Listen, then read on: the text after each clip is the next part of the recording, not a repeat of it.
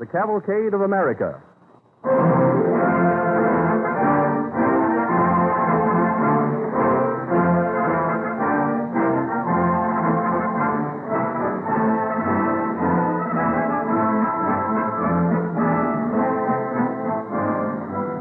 A resolution unanimously adopted at the recent convention of the National Council of Women reads as follows, quote, "Be it resolved that a letter of thanks be sent to DuPont for sponsoring the excellent educational series called the Cavalcade of America, thus providing the whole family with splendid entertainment." End of quotation. DuPont appreciates this compliment from such a distinguished organization, and needless to say, such a commendation is particularly timely right now during National Education Week. It is the purpose of this series to show the forward march of traditional American spirit in a series of true stories. And just as the history of the nation shows how American men and women overcame trials and hardships and so found new horizons, so the history of chemistry shows how the research chemists have constantly contributed to a fuller, richer, and freer life for everyone. This is the ideal expressed by DuPont in the phrase, "better things for better living through chemistry."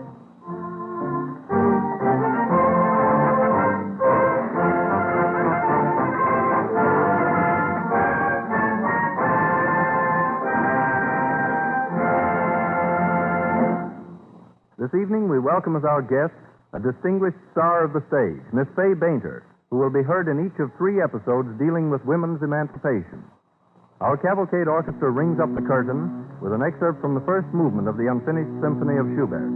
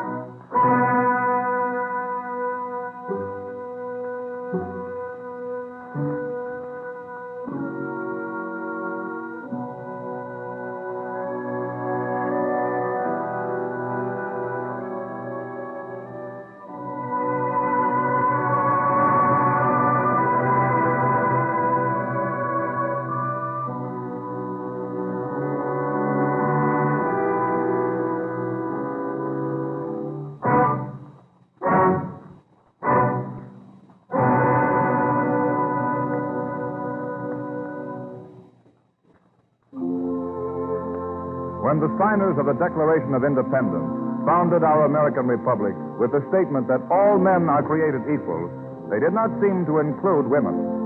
American women, especially married women, were in a class legally with slaves, imbeciles, and felons.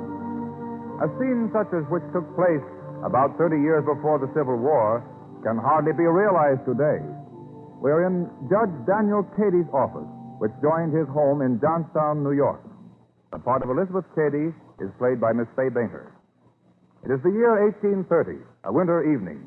Mrs. Dean has stopped in to see Judge Cady. Do forgive me for disturbing you, Judge Cady, but I saw a light in your office window, and I was so upset. Don't apologize, Mrs. Dean.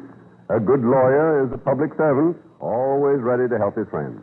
You and my husband were always such good friends that, well, I felt I could come to you for advice. Of course, Mrs. Dean. Oh, hello, Elizabeth. Oh, I'm sorry. I didn't know you were busy. You know my daughter, I think, Mrs. Dean. How do you do, Mrs. Dean? Oh, bless you, my dear. You're quite a young lady. Mrs. Dean, do you know that during the last semester at school, Elizabeth won the prize for being the best Greek scholar in the class? Why, Elizabeth, it doesn't seem quite delicate. I heard Father wishing I'd been born a boy, and I wanted to show him that I was just as good as a boy. She intends to make me pay for that one inadvertent remark. Well, I will, too, Father. You'll see. All right, Elizabeth. And I'll run along. Mrs. Dean wants to talk something over with me. Oh, let the child stay, Judge.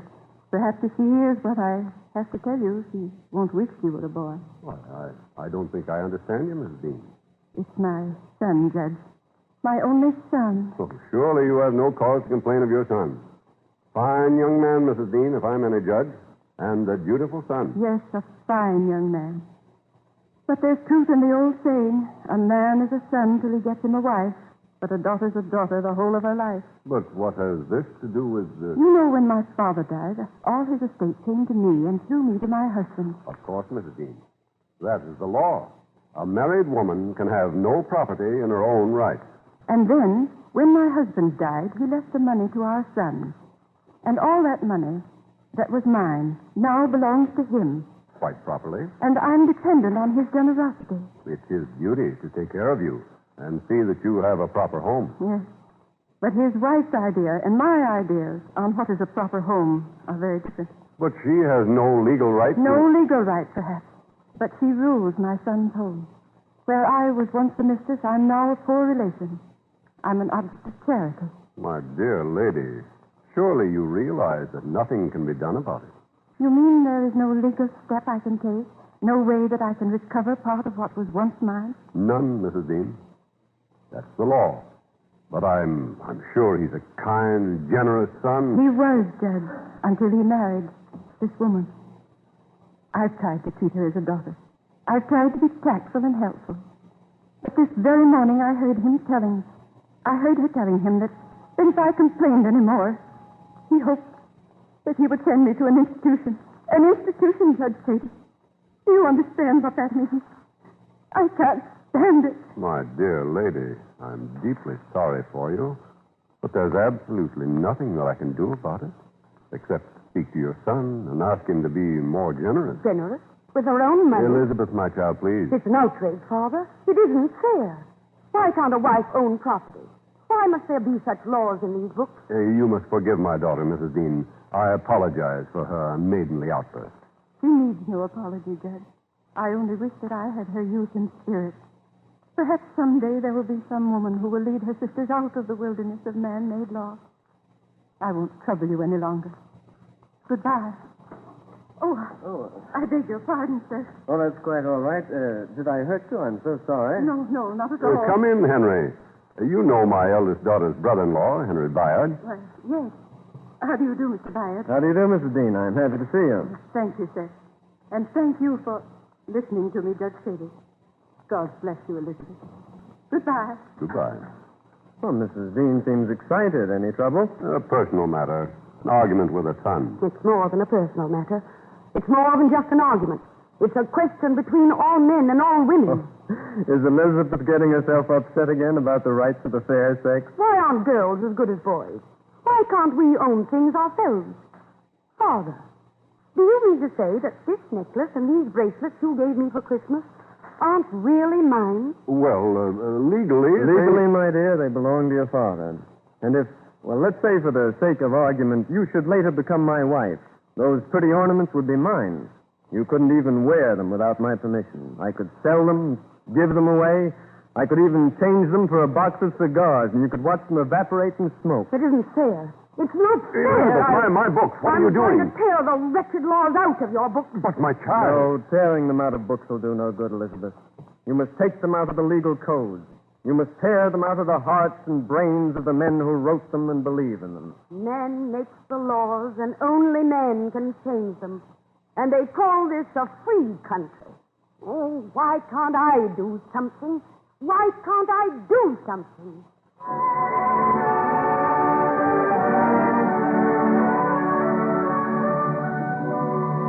On Friday, May 11, 1840, refusing to say the word obey, Elizabeth Cady was married to Henry B. Stanton, prominent as an abolitionist. Their honeymoon was spent in England, where the bride and bridegroom were delegates to the World's Anti-Slavery Convention. We find them in Freemasons' Hall, London, June 12, 1840, just as a delegation from the United States is presenting its credentials. We will hear from the delegation representing the United States of America. Mr. Chairman, I present the credentials for our delegation. The Honorable William Lloyd Garrison, the Honorable Henry Brewster Stanton, Mrs. Lucretia Mott. Pardon me, sir, but what was that last name? Mrs. Lucretia Mott. The delegation from the United States of America is out of order. We have no authority to permit the seating of women as delegates to this convention. Henry, did you hear that? They're refusing to seat our American women delegates. Yes, dear, I heard, and I'll see what can be done. Oh, Mr. Chairman. Mr. Chairman. Mr. Chairman. The chair recognizes the Reverend C.B. Stout. Mr. Chairman, it seems to me preeminently unfitting that women should be permitted to sit as delegates to this great convention. When in his great judgment God created woman from the rib of man, he did not intend her as man's equal, but subject to his will and command. Mr. Chairman, the chair recognizes Mr. George Bradburn of the United States. If the clerical gentleman who has just spoken can prove to me that the Bible teaches the entire subjection of one half of the race to the other, I think that Mr. Chairman, in answer to the blasphemy of the previous speaker, may I remind him that St. Paul says in the 11th chapter of the 1st Corinthians, neither was man created for woman, but woman for man. And again in the 6th chapter of Ephesians, wives, submit yourselves unto your husbands, for the husband is the head of the wife. Mr. Chairman, the chair recognizes Mr. Henry B. Stanton. Mr. Chairman, ladies and gentlemen, in our National Anti-Slavery Society, women are accustomed to speak and vote in all its conventions. Their part in this great struggle is fully as active as that of the men. In the United States, Do you let the women vote in your country? not yet, but we hope that the time will come.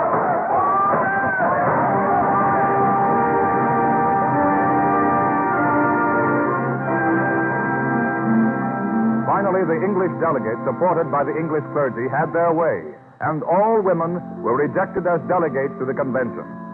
Elizabeth found herself seated in the audience beside another disappointed member of the American delegation, Lucretia Mott. Mrs. Stanton, I feel so humiliated sitting here like this, for all the world like a naughty child. I feel more contempt and disgust than chagrin, Mrs. Mott. What will they say in America? It's Mr. Garrison they're applauding. I wish he'd been here yesterday.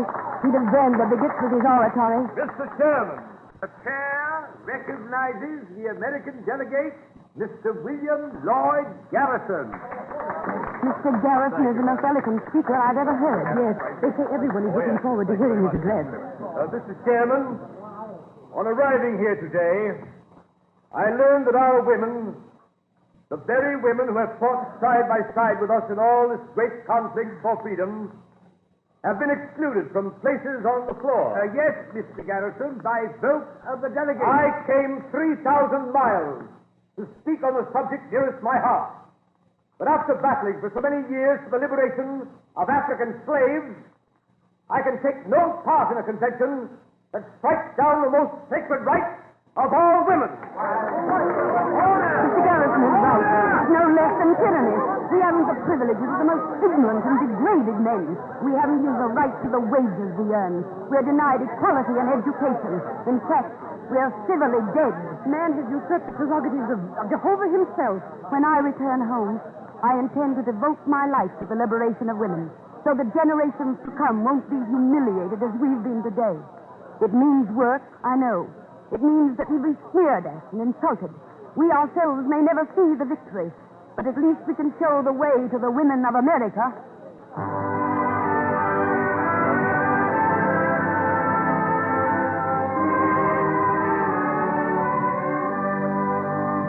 Elizabeth Cady Stanton's words turned out to be prophetic. They were the beginning of the reform which was to be known as women's rights. In 1848, a small convention was held in Seneca Falls, New York. It was ridiculed by the public and rebuked by the press. However, it was successful enough to result in the first national convention just 2 years later.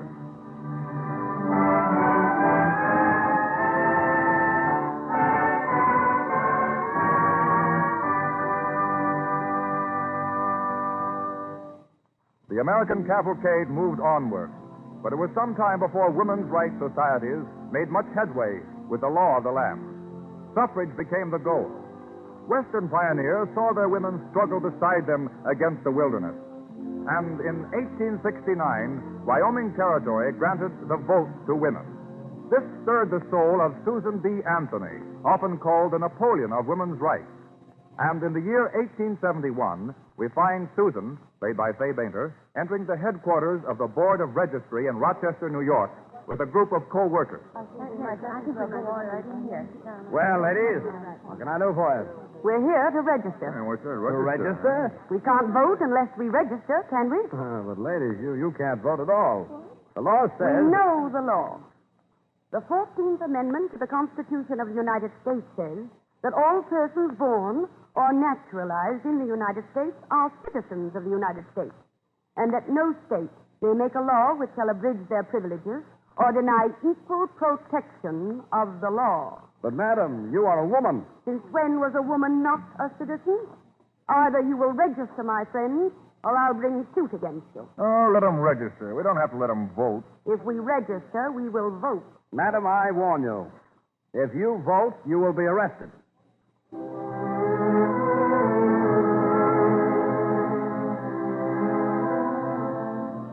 Susan B. Anthony did register and vote. She was arrested and fined $100. She refused to pay the fine, and President Grant pardoned her. Susan B. Anthony kept working to keep the suffrage question before Congress until her brave spirit passed on in 1906. The American cavalcade moved onward to the year 1913. That was the year when the whole country was humming the beautiful waltzes from the operetta shouting.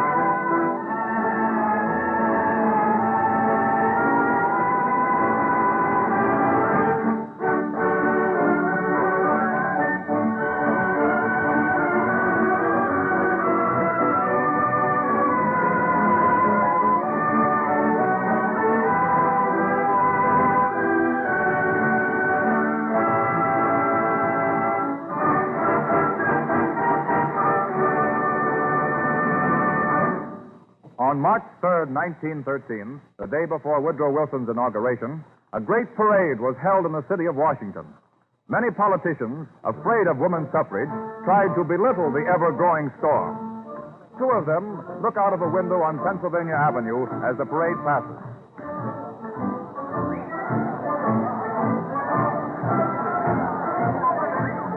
They certainly can march. I'm surprised it's only good-looking young girls. They just want to show off. Say, that crowd's getting nasty. Look at that.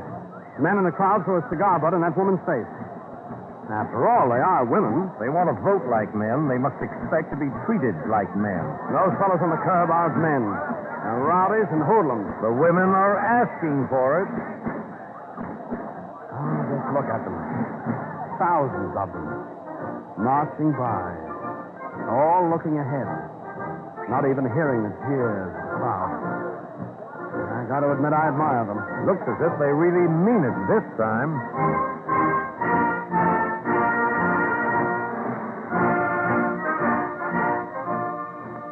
All through the day they marched, and into the night, dressed in white, women of all descriptions bravely bore their banners before a partisan crowd.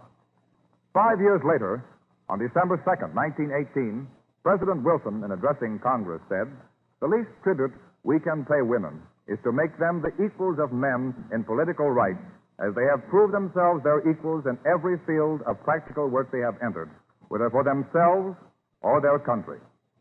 In May 1918, the 19th Amendment was passed by the House, and in June by the Senate. But passage was one thing, ratification by 36 states was another. The legislatures of 35 states finally ratified.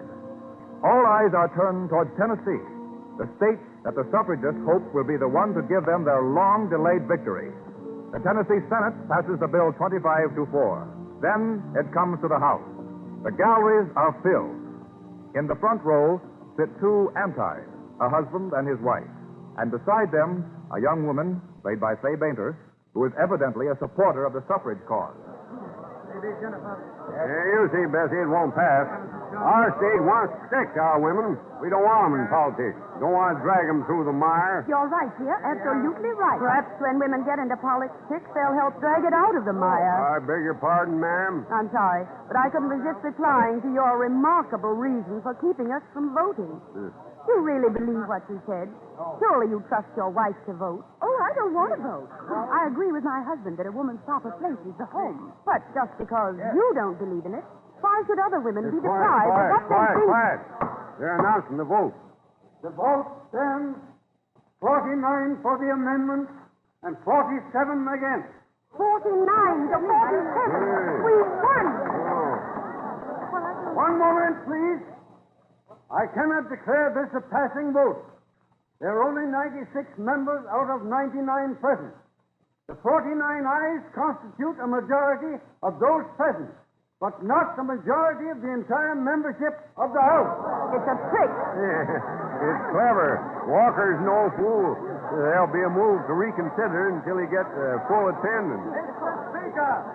Mr. Speaker, the chair recognizes the member from Decatur. I voted against the bill, but in order to allow a move to reconsider, I will change my vote. I told you. They'll give them time to round up the 3 absent members, and they're all against the amendment. When they vote, it'll stand 50 against to 49 in favor. Mr. Speaker, the chair recognizes the member from Crockett County. Quiet, please. Mr. Speaker, do I understand that the member from Decatur changes his vote? You do. For purposes of reconsidering the motion until tomorrow. Now I will entertain a motion to adjourn. One moment, Mr. Speaker. Point of order. I still have the floor. Since he is reconsidered, that makes the vote stand 50 ayes and 46 noes. A clear majority of the entire House. 50 out of 99. What do you mean, dear? What means, my dear lady, that we won? Your speaker outsmarted himself. The amendment is ratified. Next election, women will vote. Women are citizens of the United States at last.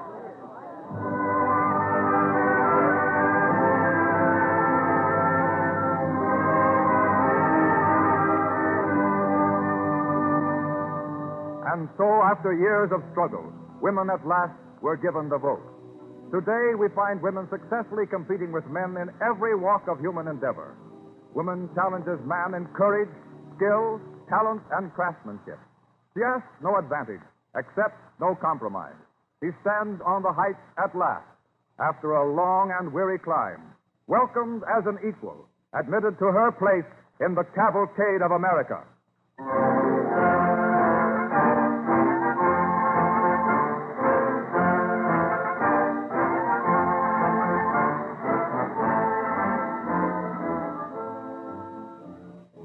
Think what an important part women play in the life of our nation, not only politically, but economically. They are the purchasing agents of America's home, and their ideas make business history. Have you ever heard anyone use the expression, born to the purple? There's a story in that phrase, born to the purple, a story that has a lot to do with feminine gowns and frills. Way back in Roman times, the Phoenicians were renowned for their skill in dyeing the robes of royalty. They used a color called Tyrian purple, which was obtained from shellfish found in the Tyrian Sea. It was so costly that only royalty could afford clothing of this beautiful color, and hence the expression, born to the purple, denoting high birth. America got its dyes from foreign sources until the World War created a shortage, and our nation began to develop its own dye industry. This development represents one of the great achievements of American chemistry. Today, America makes enough dyes for practically all its domestic needs, even exporting large quantities. And so you see, the story of American dyes also is a story of emancipation. Our industries are now completely free from dependence on foreign supplies. Americans can be proud, too, of the high quality of home-produced dyes. Among the most recent developments is the class known as vat dyes. These are the fastest colors known to science. And the women of America know how important it is to have fabrics that retain their original colors, in spite of repeated washings and prolonged exposure to sunlight. DuPont has played an important part in this building of the American dye industry, and research chemists in DuPont laboratories are still seeking further improvements in dyes, just as they're working in many other fields of research to provide better things for better living through chemistry.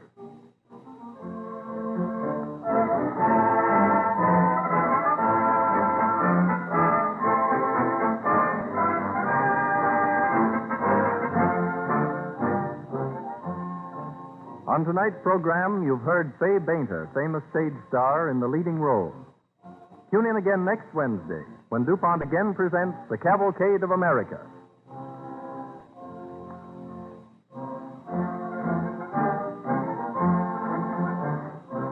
This is the Columbia Broadcasting System.